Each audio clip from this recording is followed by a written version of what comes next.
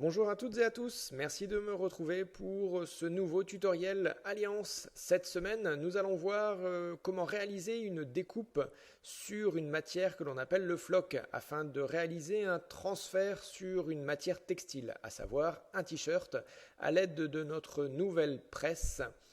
Par contre, cette réalisation va être en deux parties. La première où on va découvrir la découpe et la deuxième où on va découvrir la partie presse.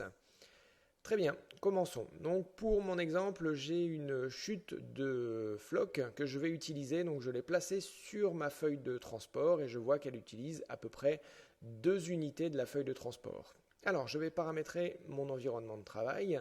À savoir, je suis en format paysage, j'ai bien une feuille de type portrait.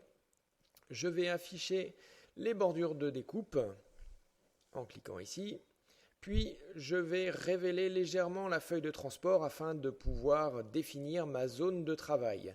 Donc pour cela, je vais réaliser un rectangle pour bien représenter la zone sur laquelle je vais pouvoir réaliser mes découpes. La zone qui sera exploitée avec ma chute de matière. Donc voilà, je vais devoir mettre mon exemple, enfin ma création, à cet endroit-là. Très bien, donc là je vais commencer par taper un texte. Là il s'agit d'un flocage, donc je vais marquer flocage alliance. Après quoi, je vais choisir une police un petit peu plus jolie. Donc je vais prendre cette police ici, voilà.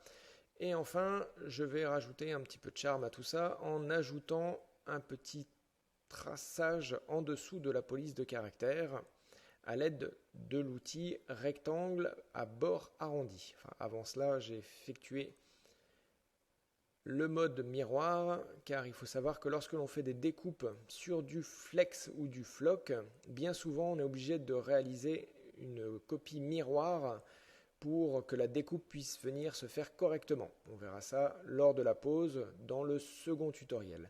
Bien, je vais effectuer un zoom car là je m'aperçois que ma barre que j'ai tracée en dessous chevauche le jet de flocage.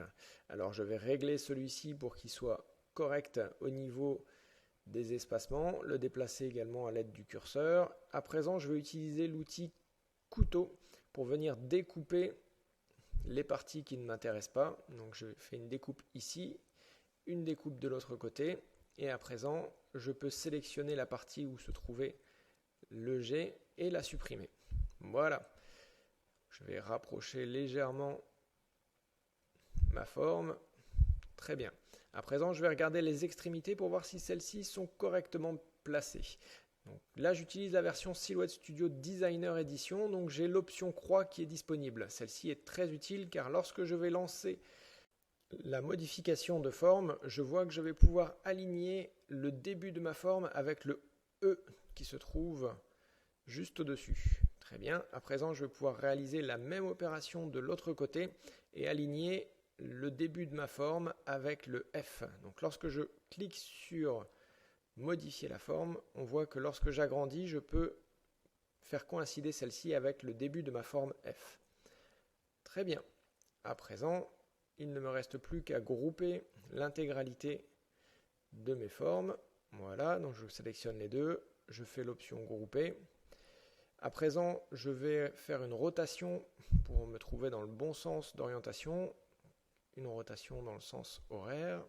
Je déplace, là je m'aperçois que je suis trop grand, donc je vais réduire la taille à l'aide des poignées qui se trouvent aux extrémités. Donc une première fois, encore un petit peu trop grand, je redéplace à nouveau. Et normalement là je devrais être bon. Donc je vais maintenant positionner ma police, voilà, je vais supprimer le rectangle ici parce que sinon il va être découpé, et je vais faire un autre rectangle avec les bords arrondis pour éviter de perdre trop de matière, et comme ça je pourrai utiliser à nouveau ma chute. Je vais positionner celui-ci et après utiliser les flèches, je vais sélectionner l'ensemble pour redéplacer légèrement parce que je suis un peu près du bord, voilà.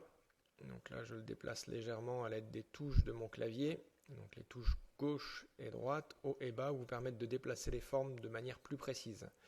Très bien, une fois que j'ai réalisé ça, je vais passer à la partie découpe. Donc je vérifie au niveau de mon implantation que je suis correct. Donc là on voit que j'ai la partie calque qui apparaît. donc à savoir le groupement que j'ai effectué tout à l'heure avec ma police de caractère et ici le rectangle au bord arrondi. Si vous n'avez pas de designer édition, vous ne pouvez pas retrouver cette partie calque. Je passe maintenant sur l'outil couteau. Je vérifie, donc j'ai bien sélectionné l'intégralité de mes formes, je suis en forme coupée.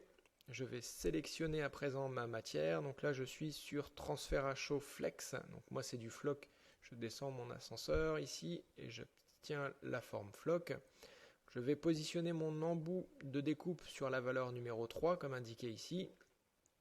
Et à présent, je n'ai plus qu'à lancer la découpe et faire le chargement du papier. Donc là, je vais cliquer sur envoyer vers silhouette et je vais revenir tout de suite avec une partie vidéo sur laquelle on voit le chargement de la feuille. Donc voilà, je viens positionner ma feuille avec ma chute. J'appuie sur chargement du tapis de coupe. Attention à bien sélectionner chargement du tapis de coupe.